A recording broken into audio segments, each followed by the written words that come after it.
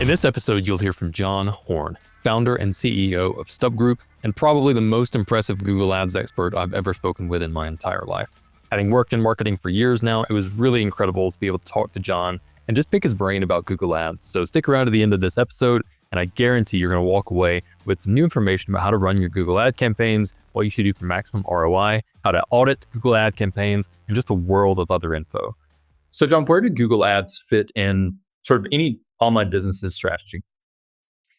I will kind of talk about two categories for businesses. So for most of them, I would say ads is an amplification of what you're doing. So advertising is a way to go out and get in front of people that you can't otherwise reach. The reason I say amplification is because what you want to be reaching those people with is ideally, messaging an offer that already, is interesting to people, it's engaging with people, it's compelling. You've got processes in place where you are, handling leads that might come in from advertising well. You have a process to turn those into clients. You're building your reputation online, things like that.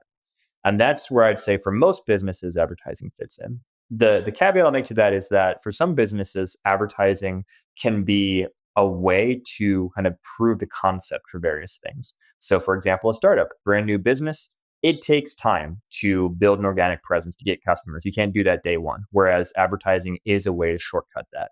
And so a lot of new businesses, startups, or maybe even established businesses who are launching a new service line and want to see, hey, are people interested in this? Can we, make this a profitable service line? They might use advertising to test the waters and to find out whether or not their concept is workable. Yeah, I actually had a friend who he was telling me not long ago that, so he's a startup founder, and before they ever launched their startup, they basically just made landing pages, and the brand asked the landing pages saw would people convert. And I think they did this in like a legal way and like nothing crazy. Like they didn't charge anyone for something that didn't exist yet, but sure, it was their sort of way of being like, is this like actually viable? And that is one thing that I really enjoy about ads. I'd like to get your take on as far as like where it fits in compared to like SEO or social media or whatever, because one of the things that I really find frustrating about a lot of other platforms is how long it takes you to get up and running. So on SEO in particular, I think if you'd have asked me a couple of years ago, I'd have said it would take at least 6 months. But now probably looking at like 9 to 12, unless you just get really lucky or draw out some really low volume keywords, or at a really big business already.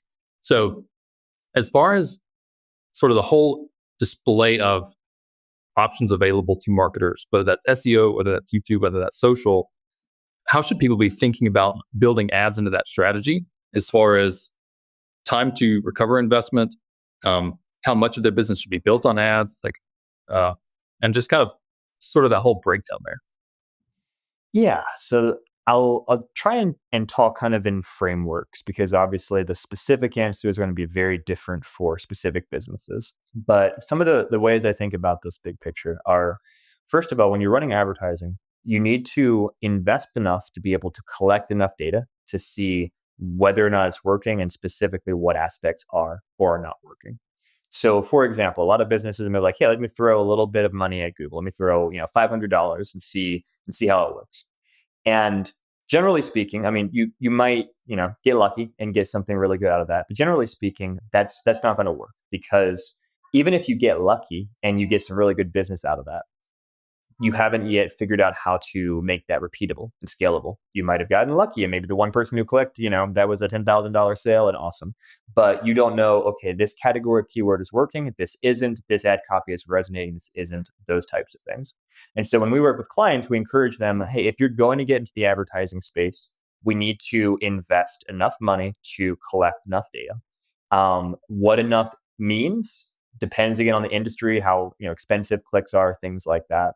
I would say for the majority of businesses, if you have less than $2,000 of monthly ad spend to invest into Google Ads, you're probably not ready yet. Now, there are exceptions to that. We have clients who spend less than that and who do see great results. Usually those are situations where it's like a really small, maybe a small niche or a small geographic area. And there's just not a lot of traffic to spend money, but what traffic there is can convert well. So it's doable. But for most businesses, that kind of $2,000 mark is my initial rule of thumb.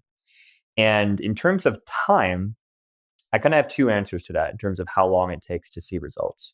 The first answer is that we can very quickly see what's happening. So, for example, we can very quickly see if nobody's searching what we're targeting and we're not getting clicks. Okay, we know that very quickly. Or hey, people are searching. There's traffic for it. We're getting traffic to the website. We'll know that very, very quickly. And you can start getting a sense for how that traffic is converted on your website. Is it turning into leads? Stuff like that pretty quickly. But it does take time to collect enough of that data, again, to see which parts are working, which parts aren't, to iterate, to say, you know what, I thought these keywords over here were relevant, but they're not converting. I need to cut those. I need to focus more on these over here, things like that. And so for most of our clients, we like to talk about an initial 3-month agreement with them. It's not always codified as a 3-month agreement. Sometimes it's still month to month, but we're kind of set that expectation of, hey, it's going to take a couple of months for us to really figure out what's working right and get things, get the right trajectory, get things nailed down. Doesn't mean we won't necessarily see good results during those first 3 months. That is very much the goal, but have some patience while we figure things out for your unique business. Yeah, I mean, pretty much everything in marketing takes some level of patience. There's very little you can just turn on today and have it see results tomorrow. So that's totally understandable about the 3 months there. And compared to a lot of other platforms, that's still extremely fast. I think SEO is the prime example that I keep going back to, but even platforms like YouTube or a lot of times like decent growth on social, that's all going to take time. But I wanted to go back to something you said about the kind of $2,000 mark. So when you're looking at how much is being invested there, first, I don't think I understand why is that 2,000 sort of important, and then what are you looking for with that, say 2,000 or 20,000, whatever. But what kind of a data is available at that level of ad spend? It's not available with less than that. Yeah, great question. Really, what I'm looking for is volume of clicks, because that's where I can get statistically significant information. If I have 10 clicks a month, I don't have any data points to work with. If one of those clicks happened to convert, awesome, cool. But I don't know, was that going to be a consistent 10% conversion rate? Was that a lucky thing? The next 500 clicks aren't going to convert. You don't know.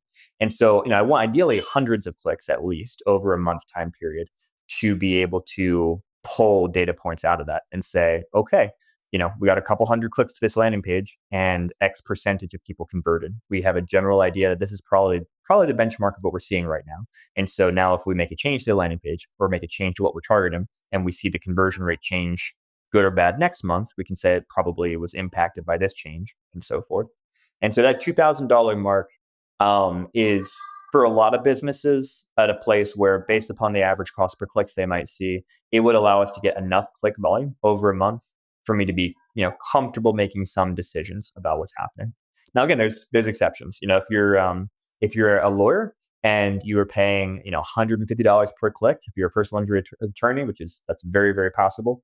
That's not a lot of clicks in a month, and so that's not going to get you hundreds of clicks. But for most businesses that are in much, much cheaper cost per click territory than that type of extreme, you'll get a decent amount of click volume to then be able to work with. Interesting. And when you're looking at that click volume, so I mean, this is going to vary from business to business, but I'm really curious to hear sort of your overall objectives with that click volume. So I'll give you some context on us. At Churnkey, our marketing strategy right now is, like 3/4-ish lead gen and then 25% brandish. So a good chunk of it is like, how do we hit our numbers this month? And then a good chunk of it is how do we hit our numbers next year and the next 5 years and so on. So this is kind of a broad question, but sort of what are you looking for in those clicks? Are you more focused on the ROI itself, like click to sales, or are you more interested on the branding side, like I see the impressions, or kind of what do you tend to go for there? Yeah, that's a great question. For most of our business, or for most of our clients we work with, very performance oriented. So we're looking at how is this turning into, what are the actions that we want people to take? So that could be a purchase online, it could be a demo request, it could be calling to ask a sales question, things like that. And for most of our clients, there's very specific KPIs that we're trying to hit, and we're trying to draw specific correlation between you spent this money on advertising and this is what happened in terms of your bottom line growth. It's the leads and the orders that came from that. To that end, some of the key metrics that we're looking at when we're analyzing performance is, first of all, the relevancy of the search terms we're showing up for. So digging into that search terms report in Google Ads, which is kind of the beating heart of what you're actually paying money for. And sometimes depending on your keyword strategy and your match types, you'll realize that what you're actually paying for is not what you were trying to pay for. And you'll have to change keywords or add negative keywords and things like that. So the first thing I want to do is, am I getting the traffic that I think that I want, that should convert in theory? The search terms are relevant. I'm selling X, Y, and Z service, and people are saying, best XYZ service. Okay, cool. That's relevant.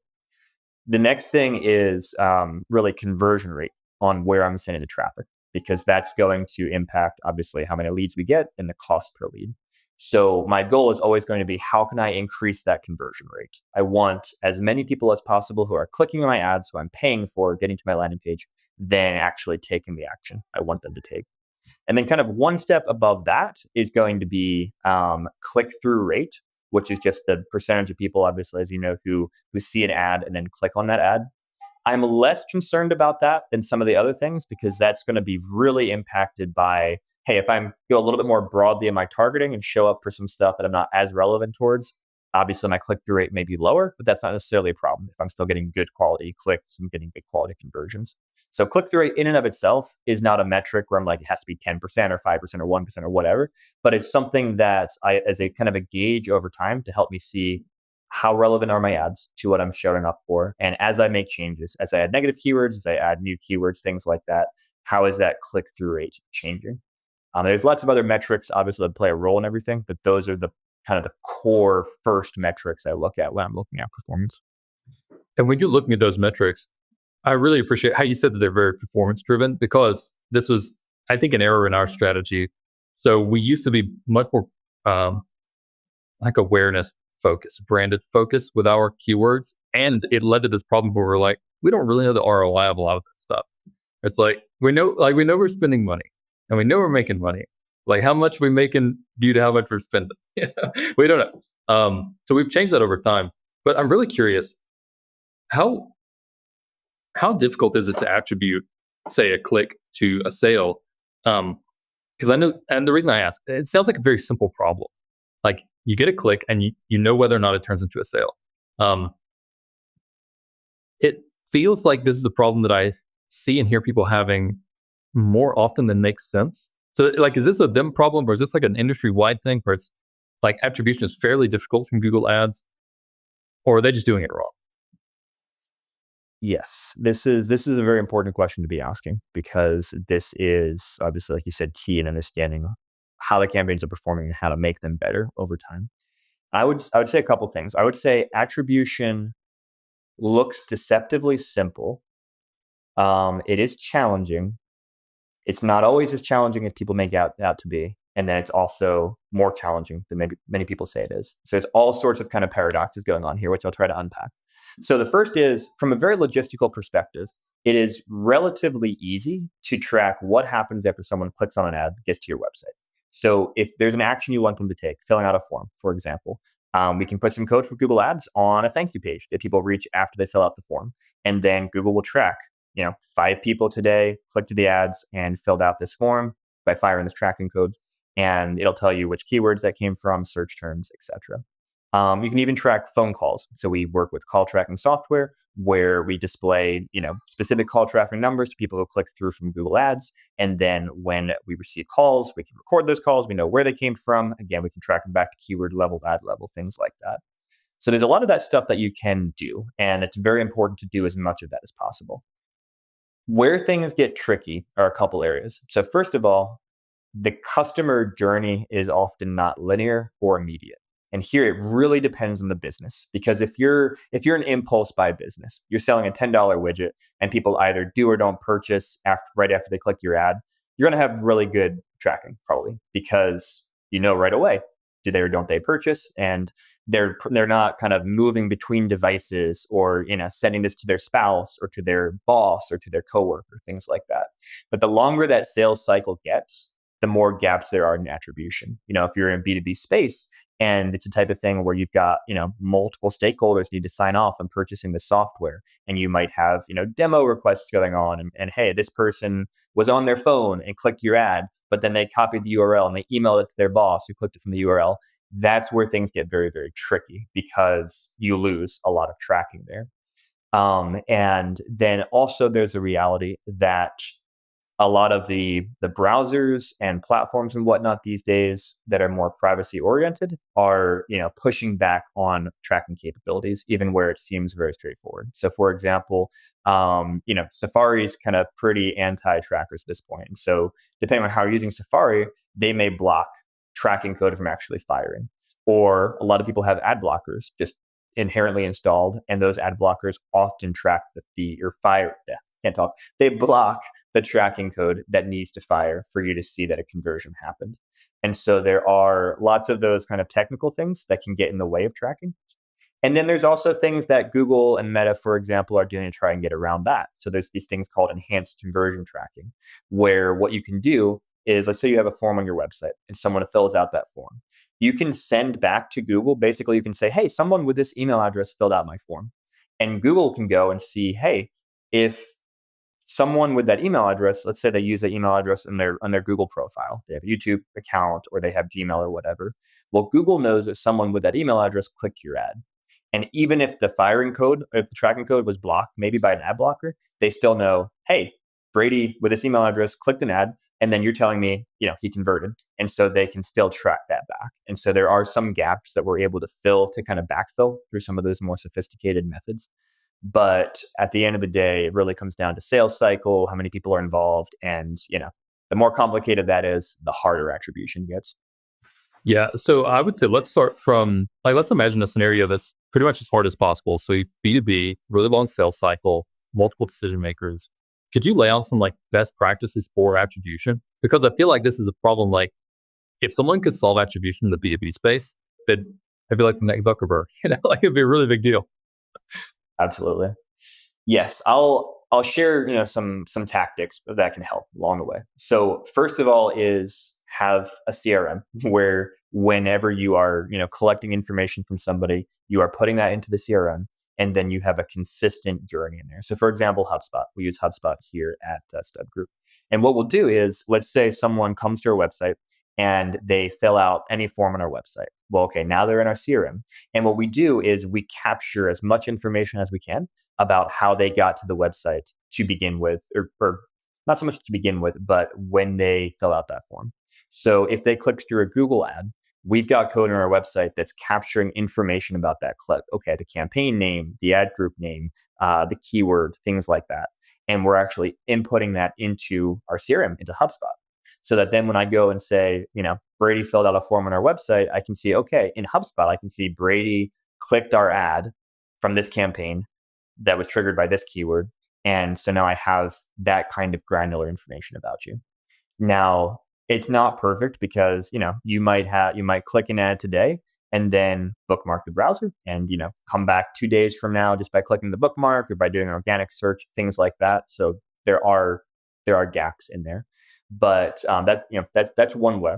Another way is think about how you can get people to engage with you in a way that's giving information kind of during your sales process. So in a lot of B2B spaces, they'll do things like lead magnets, white papers, where it's, hey, someone's not ready yet to schedule a demo necessarily, but they're interested, they're browsing around, you've got helpful information to give them. Great, well, track if they fill out a form on your website to download a free guide or whatever. Great, track that, make sure that's in your CRM. And again, try and track how they got to the page before they filled out that form so that you have at least that data point for where they came from. And then the last thing I would say, and it's a flawed method, but still just asking people, how did you find us? What was that like? They're not going to remember perfectly. They're not always going to remember, oh, it was an ad, it was an organic result, stuff like that. But there's still a lot of helpful anecdotal information you can get by just asking and then actually tracking that information over time. Yeah, that's one thing that I have a love-hate relationship with. It's like asking people how they found you. Because a lot of times they'll be like, oh, I found you on Google. Okay, Yes. great. Did that cost me money or not? Yeah. Right. Yeah, exactly. Or how is it costing me money? How much money is it costing me? So even that's it's pretty funny. I do want to talk a little bit about, say someone has an ad campaign, maybe they are having trouble with attribution, or maybe they're not sure what kind of campaigns to run. If you could let's start from that base of hardest campaign possible, but how would you go about coming into an existing for the businesses running ad campaigns, an existing marketing department, and Mm. auditing their ad campaigns, what would you be looking for? What would you be looking to change? Give me that whole kind of rundown there. Yeah, we do. I'd love talking about this because we do a very detailed audit, as part of just our sales process. So, a free audit that we'll do a deep dive into people's accounts. And there's a ton of stuff that we look for. Some of the high level stuff, first of all, is tracking, because the vast majority of businesses who come to us and ask for an audit, they're not tracking things properly. They might be double counting something, like they're counting form submissions twice or three times, and they think that they're doing fantastic. And we're like, your cost per lead is actually double what you think it is. We need to we need to revisit things. It could, and often there's gaps in it. Hey, they don't have phone call tracking, and so they're telling Google, hey, these are the forms, and that's great and awesome.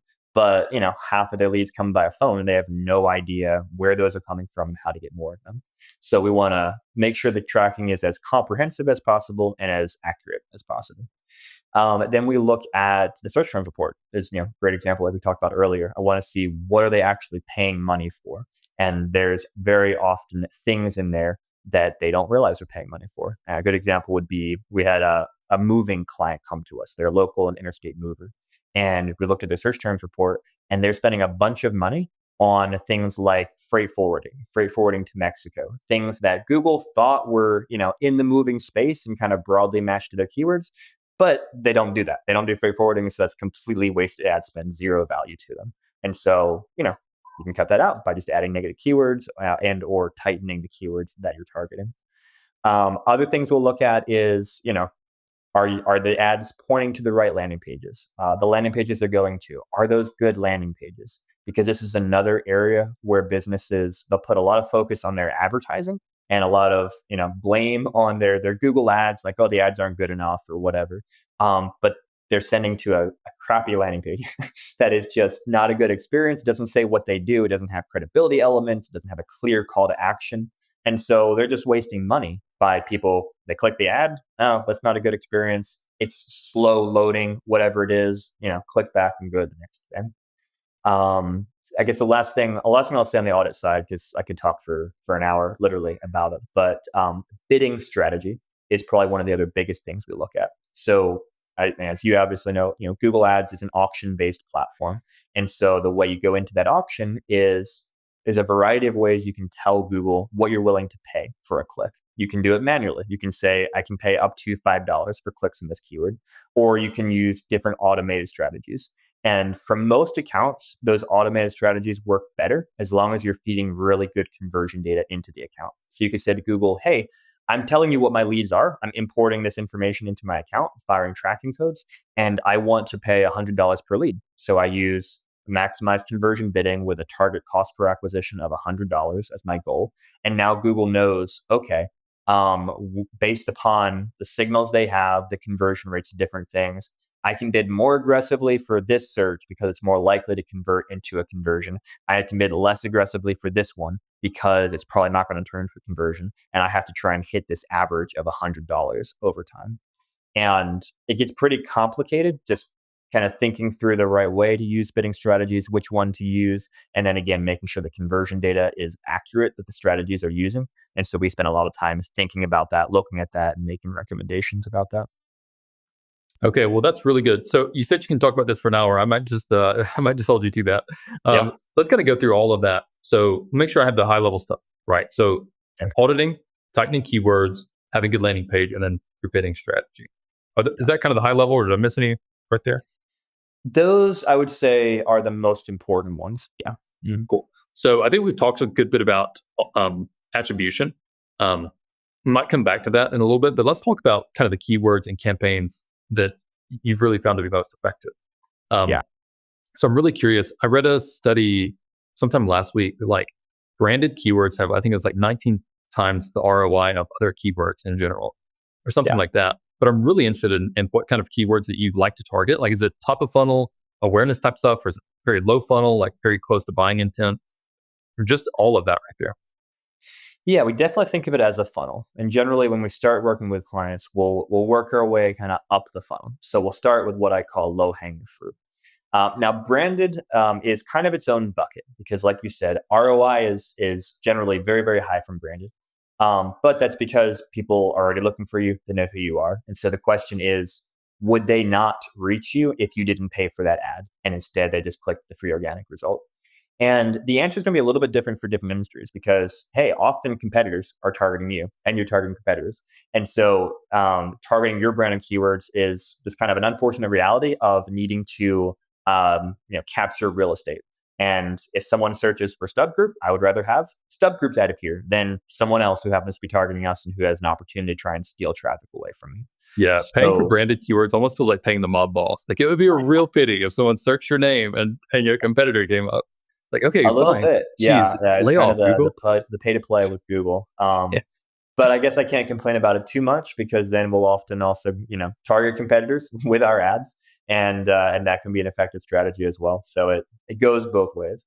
But branded is definitely kind of a unique bucket, and usually for most clients, we do run branded ads. It's not particularly expensive because you have super high click through rates because that's what people are looking for, and so you can spend way less than a competitor has to spend to show up because Google, they care about click through rate. And they want the ad to be as relevant as possible to people. And so branded ads are often relatively cheap to run from a cost per click basis. Um, Let me yeah, kind of yeah. detour us off right there. So, are there any situations in which you would not buy branded ads? There are some. So client comes to mind right now that we're working with. And we did some analysis. We've run branded ads for them for a long time on Google, but we're doing some analysis and like, okay, everyone who's when I search for their name, everything that comes up organically is them. And we don't see any other competitors' ads coming up. So basically, for them in particular, it's either the ad comes up, says their name, and everything else says their name, or it doesn't. And so we did a test with them. We said, all right, let's turn off the branded campaigns and let's see whether or not the organic traffic for their brand name picks up in at least a similar volume amount as the number of clicks that we were receiving when we were running the branded ads. And that's what we saw happen. We saw, okay, obviously paid traffic died completely because we paused that campaign. And then we saw organic traffic on their brand name significantly increase. And it didn't look like they were losing much total traffic volume. And we were able to save some money. So in a situation like that, where you kind of fully own that first page for your brand name and where there's really not competition that's targeting you with their own ads, then it could be more cost effective to not run branded ads. Interesting. I like how you guys said to that too. That's pretty cool. But sorry, I didn't mean to interrupt. I think you were on. Well, I guess I did mean to interrupt. So sorry about that. But yeah, so I think you're talking about low hanging fruit. Yeah, no, I love the back and forth. No interruptions at all. I love talking about this stuff. So yeah, low hanging fruit, kind of after branded, then it's okay. Usually it's people who are searching for exactly what we sell. So if it's a moving company, as I'll go back to them as an example, someone who searches, local moving company, that's probably the next, most likely to convert type of traffic. They are telling me that they are looking for me and I need to get in front of them and say, I'm here and here's why you should work with me as opposed to the other people that are showing up at the same time. And so, usually we'll try and capture as much of that traffic as we can profitably, that low hanging fruit. Now, there are sometimes exceptions to that. An exception would be let's say maybe you're an email marketing software and there are massive players in that space, MailChimp, Constant Contact, etc., who are willing to spend basically whatever it takes to make sure they have as much impression share as possible. They don't really care about the cost per click. They just care about want to show up as much as possible. And so you might say, hey, it's just prohibitively expensive for my new startup email marketing software to show up for these really juicy searches like email marketing software company or best email marketing software company.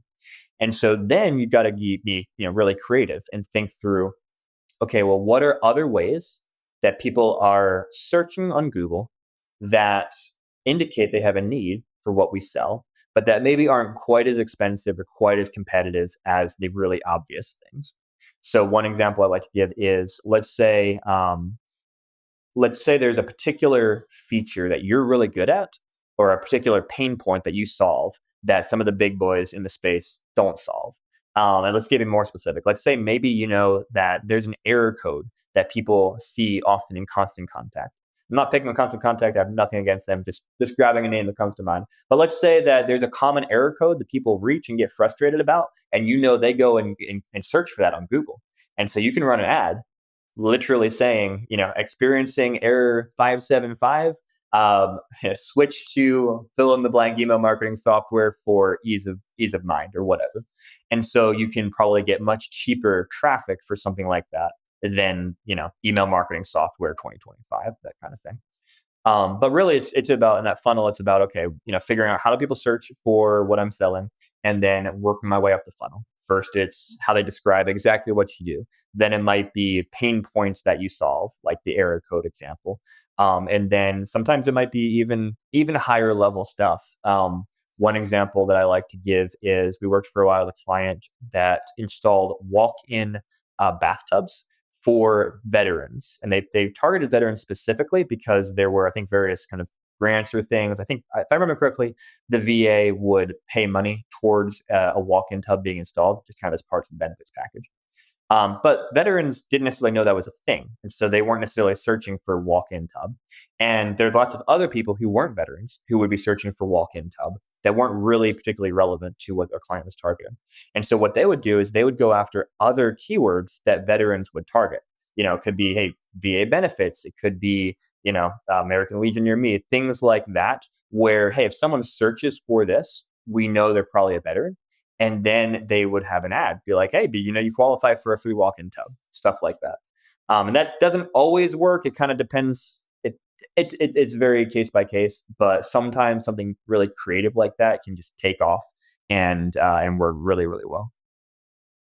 Whoa, that's really cool. And then I think kind of maintaining on that sort of going up the funnel. Let's sort of start at the bottom. So how much luck have you had with, say, like competitor pages? So someone searching like competitor alternative or competitor versus stuff like that. Have you had any luck with those? Or are those usually like, yeah, like not really? It's hard. I have seen it work, but you have to be really strategic about it because when someone's looking for a competitor, they're looking for the competitor. So it's going to cost you a lot to convince Google to show your ad because Google likes ads with high click-through rate. And so if your competitor's ad on their own brand name has a 25% click-through rate because the people they want to get to your website, they see the ad and they click on it, great. And then your ad has a 2% click-through rate because relatively few of the people actually want to click your ad. Well, you're going to have to pay way, way more in terms of bidding and cost per click to convince Google to show your ad than your competitor will be for having their ad on that branded term. So it can get expensive from a cost per click perspective. But where I see it work best is, again, being really creative, where people are creatively saying in the ad what their kind of difference or distinction is from the competitor. And when I say this, don't use your competitor's name in the ad because you got trademark issues. So it's not, it's Constant Contact. It's not like we are better than Constant Contact because then they're going to not be happy. They're going to make you take that down for trademark issues, policy issues, etc. But if again, not to pick on Constant Contact, but let's just say their platform's really slow. And that's a pain point for people who are using Constant Contact. And a lot of existing Constant Contact customers, as well as people who are searching for them, are Googling their name. You might have an ad where the headline is something like, we are 5 times faster than the competition, or tired of slow loading times, ? Stuff like that, where you can hit kind of that pain point that snaps someone who's looking for your competitor to be like, oh, that's interesting. Yeah, I am tired of sitting in front of my screen waiting for this screen to load. They say they're really fast. Let me go check that out. And then they click the ad. And then your landing page needs to back up that promise. You can't just send them to your home page where you're like, oh, we're the best email marketing software. You got to be like, no, goes to a page. We are 5 times faster than the competition. And maybe on your page, you can get more specific about your competitors. You could have one of those matrices where you're like, okay, these are the features Constant Contact has and MailChimp has and whatnot. Here's why we're better. And then that's that type of approach. If it's going to work, if kind of competitor conquest is going to work, usually that's the best way to increase your chances of it working. Okay. Well, I think that kind of brings us nicely into the next thing I'd like to talk about, which is your landing page. Yeah. So could you just walk us through sort of landing page best practices, whether that is, say, a competitor page, or if it's not a competitor page, just kind of what should people be having in their landing pages? How much products should they show off? This is kind of an internal discussion we have. Is like, well, how much do we want to show off the product? Is there too much? Um, so what have you seen work best? Yes, I love talking landing pages. It's very much an art and a science because there are so many different types of landing pages out there that all can work well. So it's not that there's this one template you have to follow, but there are a number of best practices that have been kind of proven over time to, in most cases, be the best way to go about things. So, first of all, just from a very technical aspect, the page has to load really, really quickly. People do not have patience. And Google itself even penalizes you if your page loads slowly because they know people don't have patience and it's a bad experience. So, very first thing you need to do is make sure that your page loads quickly on both mobile and computers, or otherwise you're shooting yourself in your foot kind of from day one. Then, in terms of the page itself, you need to think through what is it that you want people to do. A lot of businesses don't think about this. They just kind of think, okay, I need to describe my service. And they throw a bunch of information about their service on the page, but there's not a clear call to action. Do you want a demo request? Do you want a phone call? Do you want them to sign up for email newsletter? Whatever it is, that needs to be the entire focus of the page. The buttons on the page as people scroll needs to reinforce that. Get your free promotion now. Get your free audit now. You click that, it takes you right to the form to fill out. The phone number up at the top. Hey, call to get your free promotion. Here's our phone number. You have to tell people what you want them to do because we're all lazy and we don't like spending time on things and we get confused easily. And you just have to keep it super, super simple and straightforward.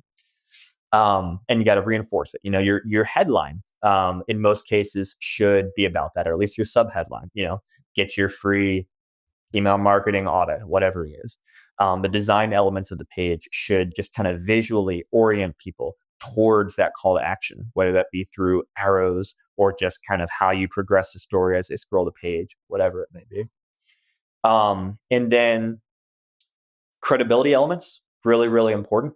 So reviews, testimonials, video, case studies, logos from things like Better Business Bureau or, seals, awards that you've won.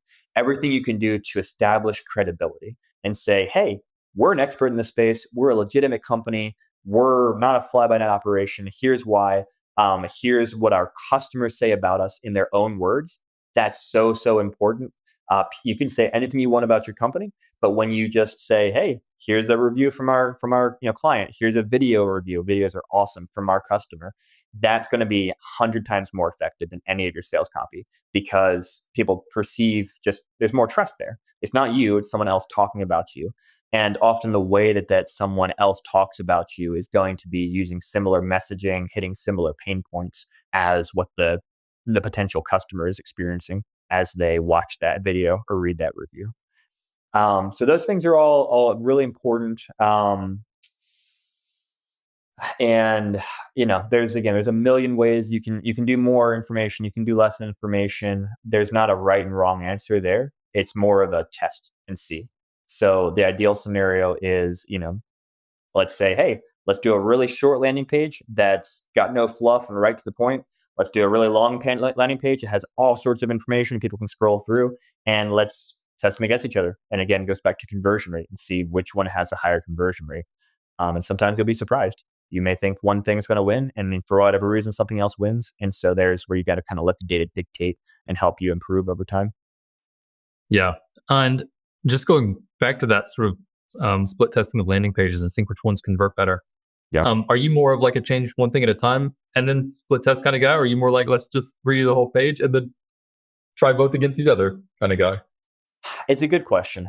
It really depends kind of where you are in the testing phase. So especially early on, it can take forever. If you're like, okay, I'm just going to move this button here and I got to wait a month and then move it over here. Like it's going to take forever. So there I might be like, okay, here's the really short page. Here's the really long page. These are completely different from each other, but I want to see which approach works better. And then, okay, maybe the short page is winning. Great. Well, now maybe let's start getting more nuance in our testing. What happens if we have the form at the top versus the bottom? Things like that. And then you can get more into that kind of honing an approach that is working and making that better. But sometimes you just got to swing for the fences and say, maybe let's try a completely different approach, and let's just see, either validate we're still going in the right direction, or maybe we'll realize, no, actually this other approach is way better and we should switch to that, and then start honing that from there. Yeah, I used to be more of a like change one thing at a time kind of guy, like very like scientific methody, like let's try this one thing, change one variable, see what the results are. And then it was, I don't remember if it was this week or last week, with Jason Creed, the founder of Basecamp. Familiar with Mm, that? Um, yeah. yeah. So he sent out an email where they were trying to increase conversions for Basecamp. Did you read this? See you I did nodding. not. Oh No. my gosh, you really should. Just search Jason Fried when you have Yeah. a moment. His blog is going to come up and it should be the last entry as far as uh, right now. Um, so they changed a whole bunch of stuff on Basecamp and they increased their conversions 30%, and they had no idea why. Like they just did a bunch of stuff. They just did a bunch of stuff to their onboarding flow. They were trying to increase conversions from trial to paid. And I actually emailed him about this, and I was like, "How do you guys not know?" And he was like, we just did it, and it worked, and that was good enough." It's like, okay, yeah. So actually, I feel like my philosophy has been a little bit rocked this week because, like, I feel like changing one thing at a time, I would probably work for years to get 30% increase. Like, if you change one thing at a time, you're often fighting for like just fractions of a percent, maybe 1 or 2%, whatever, but it's all small. And then they got 30% in 6 weeks. I'm like, gosh, what am I even doing with my life? Like, I need to work with this guy, figure out what the heck he's doing. But they did a bunch of just like common sense stuff. So again, this is going to be different than Google Ads because they were converting trial in their software to paid in their software. So it doesn't have a ton of overlap, but they're just doing like fairly common sense stuff to make things better for users. So they were adding like a sample project. Mm. They were making it easier to like get started, like all of this kind of stuff, which I guess does have some overlap with Google Ads. But when you read it, it's like, oh yeah, like all of that makes sense. But then it's like they didn't know what it was exactly. And they just released basically everything at once. They're like, oh yeah, conversions are up. And then Right. they just left. And it's like amazing and horrifying. It is scary. Yeah, it's like, okay, well, where do I go from here? Which one of those changes, was it all cumulative, or was it one big one? If I change that, yeah, it is a little scary. I think it's a good example too, though, of it's easy for businesses when they're testing landing pages or ads or whatever to get too focused or granular, is maybe the best way to put it, in terms of things like, okay, what if I have my review section at the top versus the bottom, things like that, which are not bad things to test. There's a place for all of that. But sometimes you do need to take a step back and say, wait a second, we've been offering a free consultation as our call to action for a year. What if we change that up? What if we split test? Hey, get a free first month, or hey, get download a white paper, whatever it is, but really changing the entry into your funnel, your offer. And often those things are going to have the biggest impact on conversion rate, way more than, moving information around on a page or testing button colors or things like that, because that gets to the root of why people are interested in reaching out, how much friction they do or don't see in the process. And you can see, massive conversion rate changes by going a little more first principle and saying, let's actually offer a different thing, or maybe a different place in the funnel. Yeah, I think the changing the offer has, in my experience, that's got the biggest conversion rate changes, right? Way more than like changing the color of a button, something like that. From a logistical standpoint, how do you end up testing these changes against one another? How do you run these split tests? Are you using different tags, or do you have totally separate landing pages? What's happening there? The easiest way is we liked Unbounce. So Unbounce is a landing page creation tool, and they have it built in to where you can have two variants, and basically you can set what percentage of the traffic sees each variant. So it's the same URL, so you don't have to have multiple different ads, different URLs, which is really helpful, because if you have multiple ads, then your data could get skewed by, oh, well, Google's showing this ad more often or less often, or things like that. So it's ideal when possible to have, the same URL in your ads or wherever you're sending traffic to, and then just switch through what content is actually appearing on that URL. That's how we'll do it most often. Sometimes that's not an option, clients not willing to do that, or they're using a website that's just not friendly to that. And then on the Google Ads side of things, what we might do is use an experiment. There's a feature called experiment within Google Ads, where you can basically take an existing campaign and you can make one change and you can allocate a percentage of traffic to that. So, for example, if you have two different landing pages you want to send traffic to, you could say, all right, Google, keep everything the same in this campaign except for the ads. And the ad is the same ad text, but one has, each has a different landing page. And then Google will not perfectly, but kind of try to evenly distribute the traffic between those ads, which then means that the only variable by and large is the landing page experience that people are being sent to. Okay, that's really helpful. And so I wanted to backtrack about one thing you said as far as credibility on the landing pages. So this is one thing that I feel like looking at it from a marketing perspective, every landing page I look at and I see the logo cloud or I see the customer testimonials, and consciously I think like that's not effective. Like that doesn't change my opinion. But this happened to me just before this call. I was looking at a company because we're looking at buying coffee sleeves for a conference, and they didn't have any of that on the page. And I actually thought to myself, it's like, is this legit? And and it's just funny, one of those things like you look at it and you're like, that can't be that important, like in your conscious mind, but in the subconscious, like we're just pack creatures, like we just kind of stick together.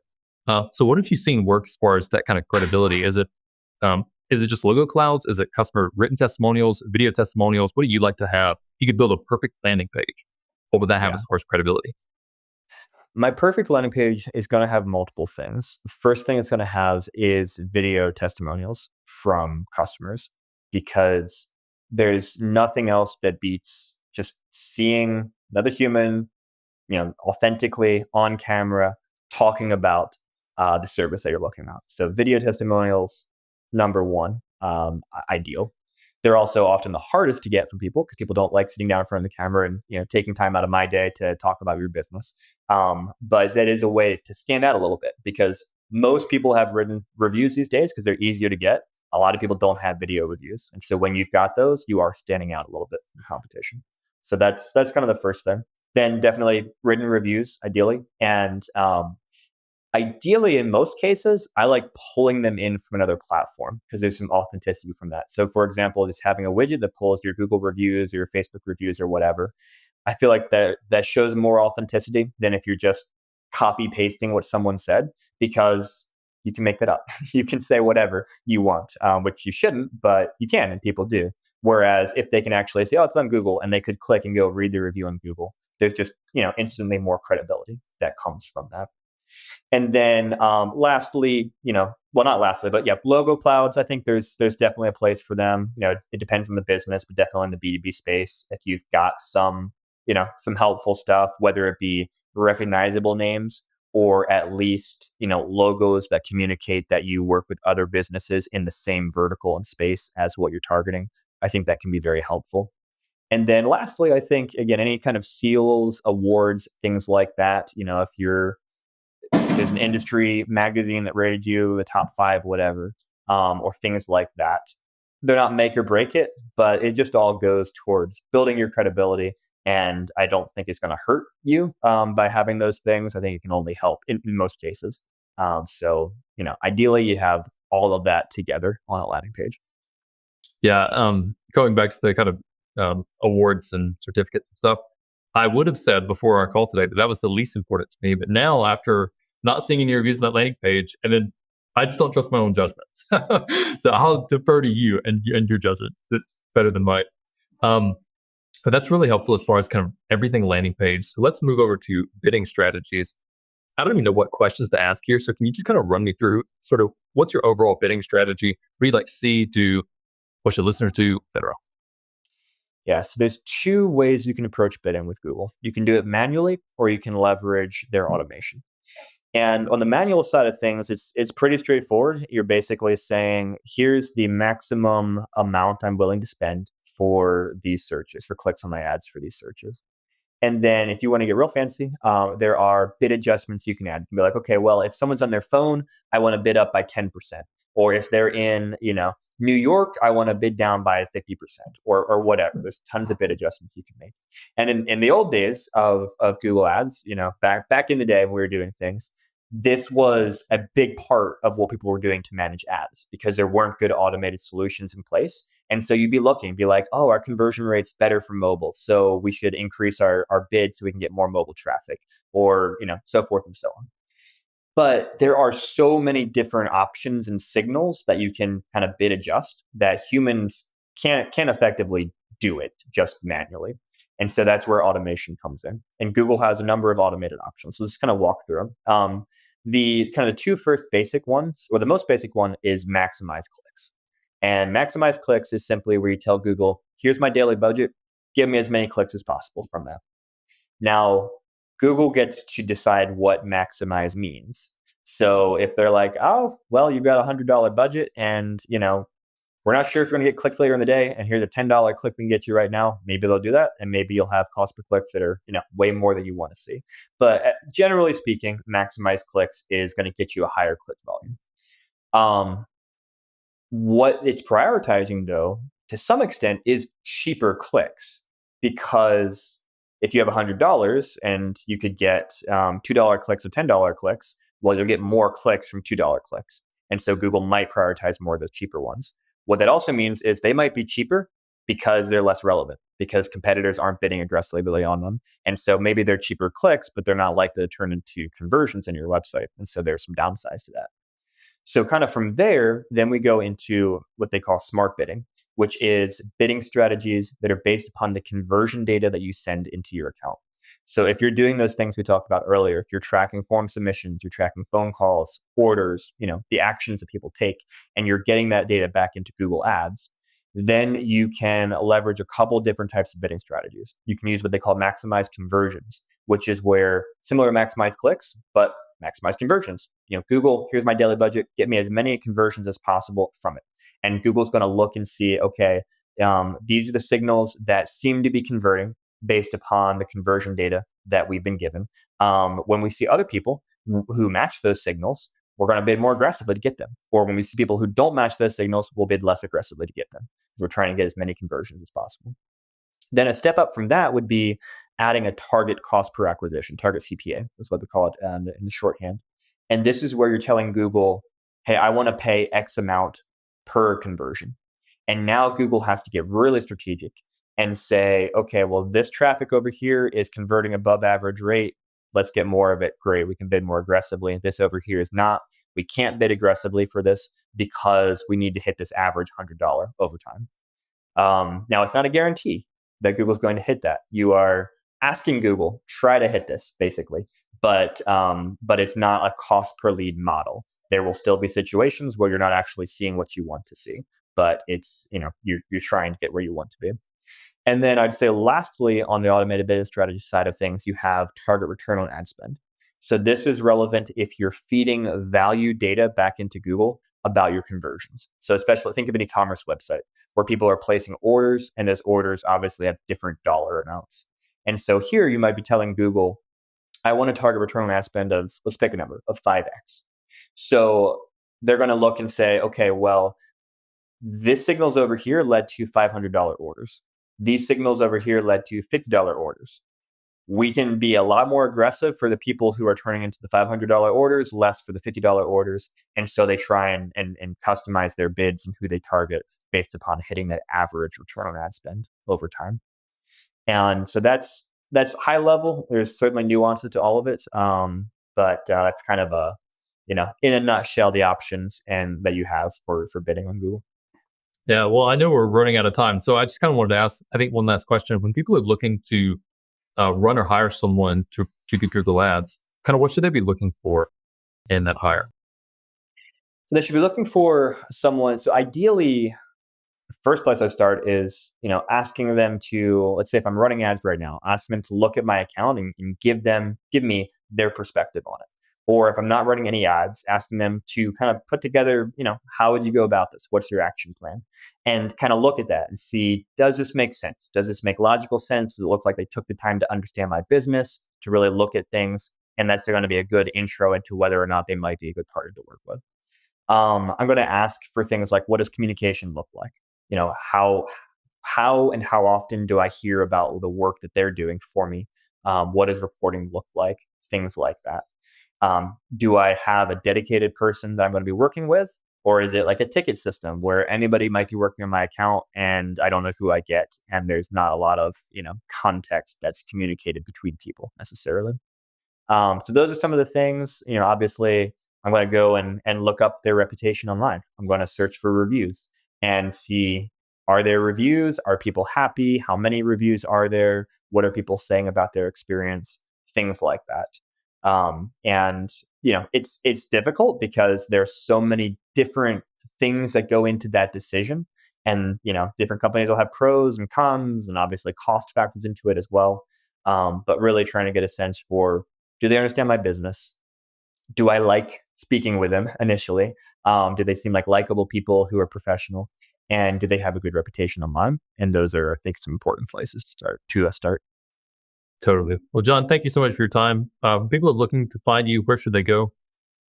2 places. So stubgroup.com, best place to learn about us. And if you want to reach out, get one of those free consultations for yourself, you can do it through there. And then we also put a lot of free video content on our YouTube channel. So just search Stub Group on YouTube and subscribe there for lots of content about Google and other platforms. Awesome. Well, John, thanks so much for coming on. This is super helpful to me as marketing manager at Churnkey. I feel like I just got an hour of free consultations. This is really great. Really appreciate your time. And excited to keep chatting in the future. Absolutely. Thanks so much for having me on, Brady.